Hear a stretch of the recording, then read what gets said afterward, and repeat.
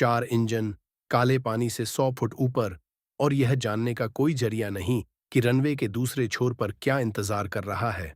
भारतीय चालक दल ने यह हवाई पट्टी कभी देखी तक नहीं थी। न रोशनी, न कंट्रोल टावर, रेडियो पर कोई नहीं।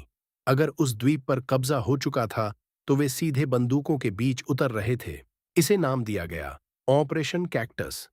1000 द्वीपों का देश एक ही सुबह में उन लोगों के हाथ चला गया था जिन्हें पैसे देकर बुलाया गया था। वहां का राष्ट्रपति किसी और के घर में छिपा हुआ था और राजधानियों की टेलीफोन डायरेक्टरी खंगाल रहा था। हर एक ने उसे एक ही जवाब दिया, हम समय पर आप तक नहीं पहुंच सकते। मालदीव यानी हिंद महासागर में 500 मील तक बिखरे 1200 द्वीप। इसकी राजधानी माले मुश्किल से 2 वर्ग किलोमीटर का कंक्रीट और मूंगा है और दुनिया के लगभग हर शहर से ज्यादा घनी बसी हुई है। वहां सेना नाम की कोई चीज नहीं थी। पूरी सुरक्षा कुछ 100 हल्के हथियारों वाले पुलिसकर्मियों के भरोसे थी। अब्दुल्ला लुतुफी एक मालदीवी कारोबारी था जो निर्वासन में रहते हुए यह देश अपने लिए चाहता था। उसके पास सैनिक नहीं थे, इसलिए उसने सैनिक किराए पर ले लिए।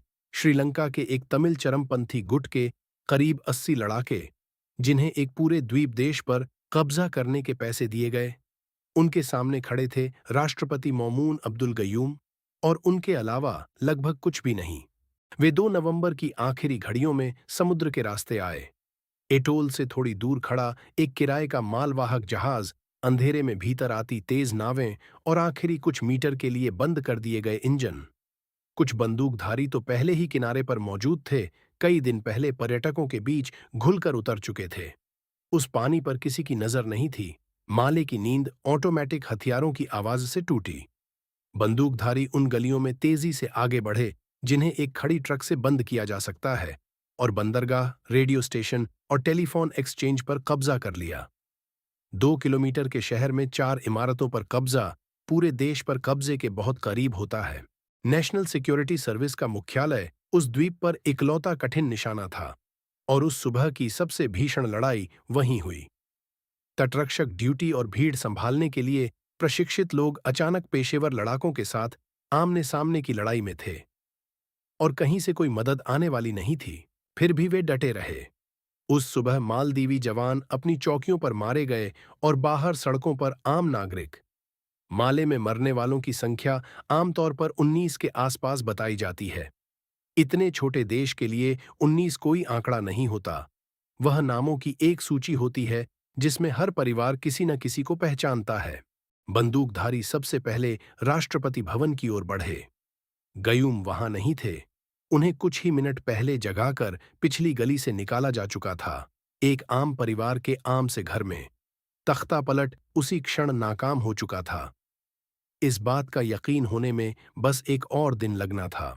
इसके बाद जो हुआ वह एक तलाश थी। छोटी छोटी टोलियां ऐसी राजधानी में इमारत दर इमारत छानती रहीं जहां कोई भी जगह 10 मिनट की पैदल दूरी से ज्यादा दूर नहीं, और तलाश सिर्फ एक आदमी की थी। बंदरगाह उनके कब्जे में था, प्रसारण उनके कब्जे में था, सड़कें उनके कब्जे में थीं।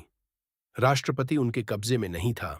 जिस कमरे से वे निकल नहीं सकते थे वहां एक चालू टेलीफोन था, और गयूम ने फोन करने शुरू किए। Colombo, Islamabad, Kuala Lumpur, Singapore, London, Washington. वे न सहानुभूति मांग रहे थे, न संयुक्त राष्ट्र में कोई प्रस्ताव। वे सैनिक मांग रहे थे, और उसी दिन सहानुभूति तुरंत मिली और पूरी तरह बेकार थी। सबसे नजदीकी अमेरिकी बेड़ा कई दिन की दूरी पर था। ब्रिटेन के पास पहुंच के भीतर कोई नहीं था। श्रीलंका अपने ही युद्ध में उलझा था, और माले में गोलियां चलाने वाले वहीं से आए थे। हर जवाब घूम फिरकर एक ही वाक्य पर आकर रुक जाता था। यह गुहार माले स्थित भारतीय उच्चायोग और विदेश में मौजूद मालदीवी अधिकारियों के जरिए नई दिल्ली पहुंची, और ऐसी मेजों पर पहुंची जहां कुछ भी तैयार नहीं था। मालदीव के लिए कोई आकस्मिक योजना नहीं थी। ऐसी योजना बनाने की कभी कोई वजह ही नहीं रही थी। राजीव गांधी ने उसी दिन फैसला ले लिया, भारत जाएगा। प्रधानमंत्री, उनके अधिकारियों और सेनाध्यक्षों ने यह कुछ ही घंटों में तय कर लिया, और यह रफ्तार किसी असाधारण प्रतिभा से कम, इस बात से ज्यादा आई कि किसी और से सलाह करने का वक़्त ही नहीं था। फिर योजना बननी शुरू हुई और सबसे पहले जो चीज मांगी गई वह था नक्शा। नक्शे थे ही नहीं, माले का कोई सैन्य चार्ट नहीं, हवाई पट्टी का कोई खाका नहीं, इमारतों, घाटों या गलियों की कोई तस्वीर नहीं। आखिरकार जो मिला वे पर्यटकों वाले नक्शे थे। बाकी सब कुछ एक टेलीफोन लाइन से आया। भारतीय उच्चायुक्त और माले में रहने वाले चंद भारतीयों ने पूरा शहर याददाश्त के सहारे बयान किया, कौन सा घाट नाव लगाने लायक का है, गलियां कितनी चौड़ी हैं और हवाई अड्डे वाला द्वीप अब भी बंदूकधारियों से खाली है या नहीं। इस आखिरी सवाल ने पूरे ऑपरेशन की शक्ल तय कर दी। माले में रनवे है ही नहीं, हवाई पट्टी हुलहुले पर है, 1.5 किलोमीटर पानी के पार एक अलग द्वीप। अगर हुलहुले बंदूकधारियों के कब्जे में होता तो उस देश में घुसने का कोई रास्ता ही नहीं बचता। आगरा में 50वीं स्वतंत्र पैराशूट ब्रिगेड को हरकत में आने का आदेश मिला। जिम्मा मिला पैराशूट रेजिमेंट की 6ठी बटालियन को, साथ में 17वीं पैराशूट फील्ड रेजिमेंट के तोपची और कमान ब्रिगेडियर फर्रुख बुलसारा के हाथ। उन्हें देश का नाम बता दिया गया और उसके अलावा बहुत कम। जवानों ने गोला बारूद उठाया, बिना यह जाने कि किसके लिए। अफसर एक ऐसे द्वीप नगर का पर्यटक नक्शा पढ़ रहे थे जिसे उनमें से किसी ने देखा तक नहीं था। उड़ान करीब 2000 किलोमीटर की थी, लगभग पूरी खुले समुद्र के ऊपर, और जिस जगह वे जा रहे थे वह शायद पहले ही किसी और की हो चुकी थी। इस उड़ान को अंजाम दिया 44 स्क्वाड्रन के इल्यूशन 76 विमानों ने। भारी 4 इंजन वाले लंबी दूरी के जेट, और पूरे बेड़े में यही एक चीज थी जो एक ही रात में एक बटालियन को किसी रनवे पर उतार सकती थी। वे तिरुवनंतपुरम होते हुए दक्षिण गए और फिर समुद्र के ऊपर मुड़ गए। योजनाएं दो थीं और उनमें से एक भयानक थी। अगर हुलहुले खाली हुआ तो वे उतरेंगे, अगर नहीं तो पैराट्रूपर छलांग लगाएंगे रात के अंधेरे में समुद्र में, एक ऐसे द्वीप के किनारे जहां ऑटोमेटिक हथियारों वाले लोग बैठे हैं, और फिर तैरकर लड़ाई की तरफ बढ़ेंगे।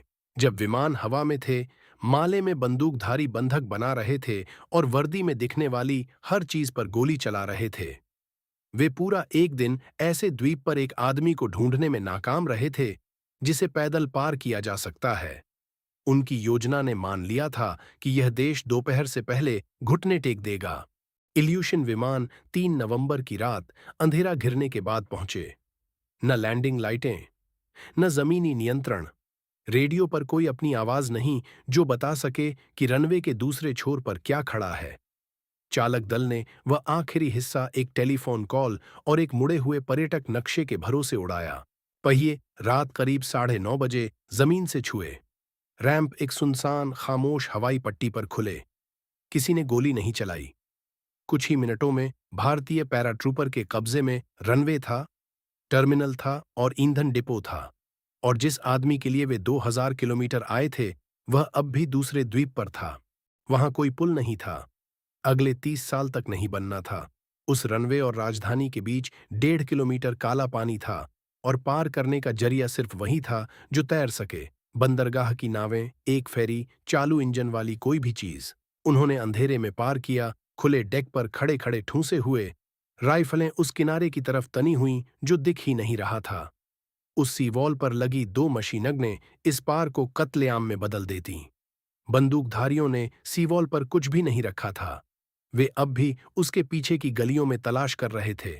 पहले भारतीय जवान आधी रात से पहले किनारे पर उतरे और सड़क की लड़ाई ज्यादा नहीं चली।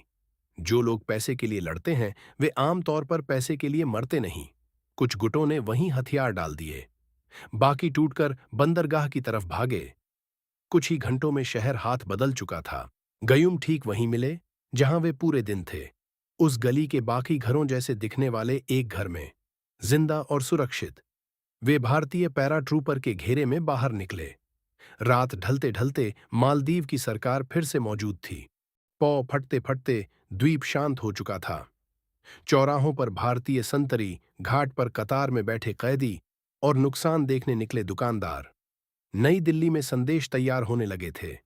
इसमें करीब 12 घंटे लगे थे और लग रहा था कि सब खत्म हो गया। खत्म नहीं हुआ था। जब बंदरगाह की गिनती हुई तो एक जहाज गायब था। करीब 40 बंदूकधारी पैराट्रूपर से पहले घाट तक पहुंचकर एक मालवाहक जहाज प्रोग्रेस लाइट पर कब्जा कर चुके थे और वे अपने साथ बंधक भी ले गए थे, करीब 27 लोग जिनमें एक कैबिनेट मंत्री और उनकी पत्नी भी शामिल थीं। इसलिए आखिरी लड़ाई समुद्र में लड़ी गई।